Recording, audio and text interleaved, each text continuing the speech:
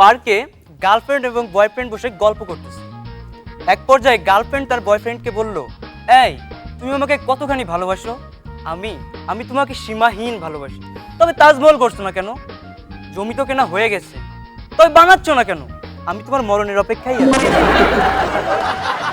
সেদিন দুই মাতাল নৌকা ভ্রমণে বের হয়েছে। হঠাৎ এক মাতাল, বন্ধু দেখছিস কি অবস্থা, নৌকা তো ফুটো হয়ে গেছে, পানি উঠতেছে। তোর গাদা, টেনশন করার কি আছে, পাশে আর একটা ফুটো করে দে, পানি সব ওখান থেকে বের হবে। মশা মাসিকে গান শোনাচ্ছে, বো বো বো পো পো পো। দেখেছো আমার গান কত সুন্দর, মানুষ শুনে হাততালি দিচ্ছে। ব্যাককল মশা, যেদিন ওই হাততালির ভিতরে পড়বি সেই দিন বুঝবি হাততালি না মরার তেল। আমি তার স্ত্রীকে বলতেছে, এই শোনো, আমার জামা কাপড়গুলো আজকে ধুয়ে রাখবে, নইলে নইলে নইলে কি না, আমারটা আমি ধুয়ে নেব। শেয়ার বাজার যারা ধরা খেয়েছেন তাদের জন্য একটা সুখবর। কিভাবে শেয়ার বাজার থেকে 1 লাখ টাকা তুলে আনবেন? আমি বলছি, 10 লাখ টাকা বিনিয়োগ করে। বছরের পর বছর চুলকানির ঔষধ খেয়ে চুলকানি ভালো হয় না। লাস্ট বার ডাক্তারের কাছে আসার পর ঔষধ দেওয়ার পর রুগী বলতেছে, স্যার এইবার এই ঔষধে চুলকানি ভালো হবে তো? এবার আর তোমাকে আর চুলকানির ঔষধ দিইনি, নখ বড় করে ঔষধ দিয়েছি, চুলকায়া মজা পাইবা।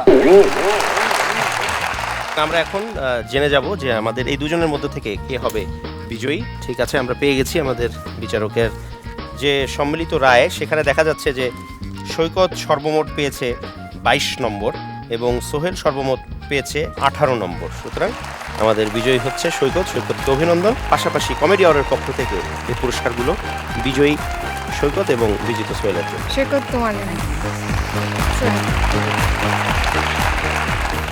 বলুন তো দেখি, কোন গ্রাম? গ্রাম না, কোন গ্রাম? গ্রাম না, পারলাম না। ভালো না, টেলিগ্রাম। আচ্ছা বলুন তো, হ্যাঁ মানে কোনচেন দেই হ্যাঁ, যে কোন বাড়িতে থাকা যায় না? বাড়িতে থাকা যায় না, এটা হয় নাকি? কোন বাড়িতে আবার থাকা যাবে?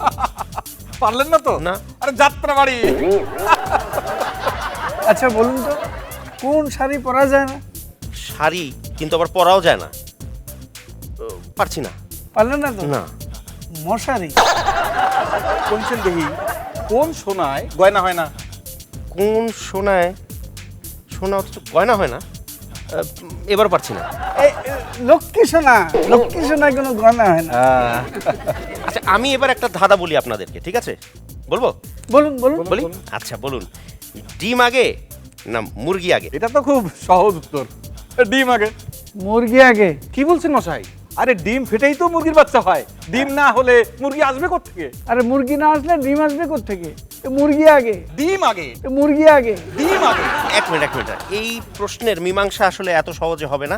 আপনারা কোনো আতেল বা ইন্টেলেকচুয়াল বা কোনো পণ্ডিতের কাছে যান, তাহলেই আমার মনে হয় এর সুরাহা আপনারা পেয়ে যাবেন। ইন্টেলেকচুয়াল লোকজন কোথায় পাওয়া যাবে? আমি জানি, আপনি জানেন কোথায় তারা? ওই কারণ বাজারে।